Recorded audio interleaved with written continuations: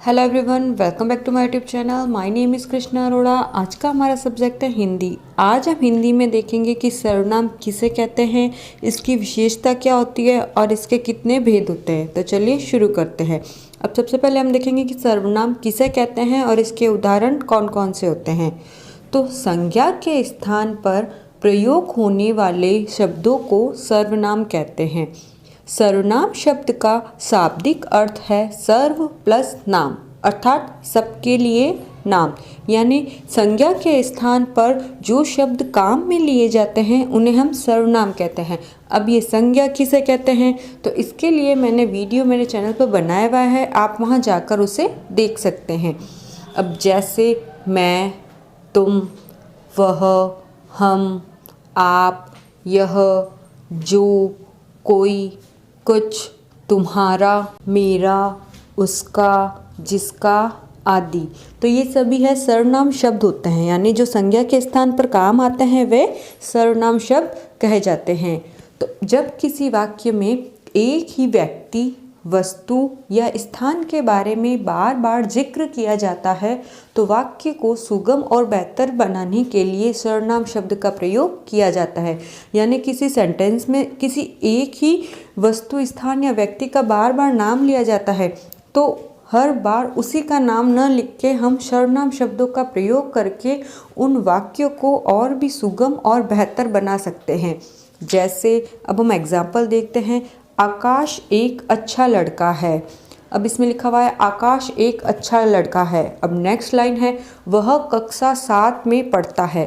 तो ये हमें सुनने में और बोलने में बहुत इजीली हम बोल पाते हैं इसको, वरना बार बार हमें ऐसे बोलना पड़ेगा। आकाश एक अच्छा लड़का है, आकाश कक्षा 7 में पढ़ता है। इसी प्रकार आकाश की पुनरावृत्ति को रोकने के लिए वह सर्वनाम शब्द का प्रयोग करते हैं। इसी तरह एक और एग्जाम्पल देखते हैं। अमित, मोहन और दिनेश मित्र है। इस वाक्य में अमित, मोहन और दिनेश ये तीनों संज्ञा शब्द है। तो हम इस संज्ञा शब्द की जगह हम एक सर्वनाम शब्द लेंगे वे, तो वे मित्र हैं।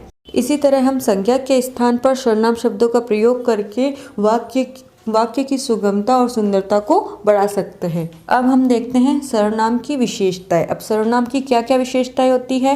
पहली, सर्वनाम शब्द संज्ञा के स्थान पर प्रयुक्त किए जाते हैं।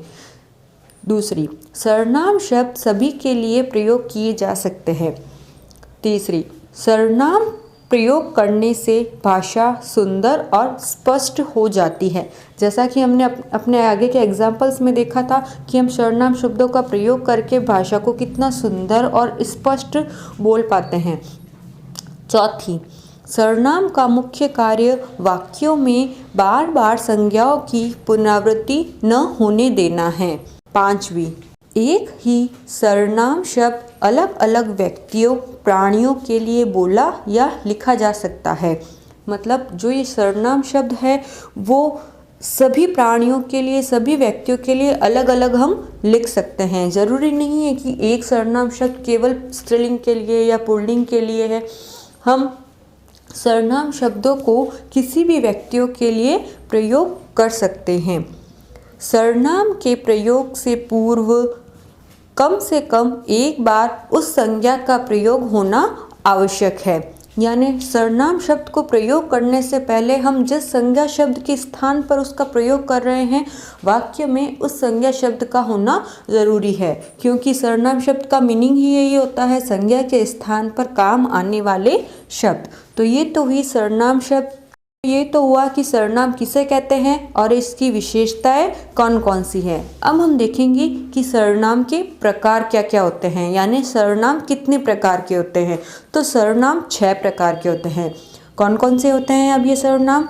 पुरुषवाचक सर्वनाम, निश्चयवाचक सर्वनाम, अनिश्चयवाचक सर्वनाम, संबंधवाचक सर्वनाम, प्रश्नवाचक सर्वनाम और निजवाचक सर्वनाम।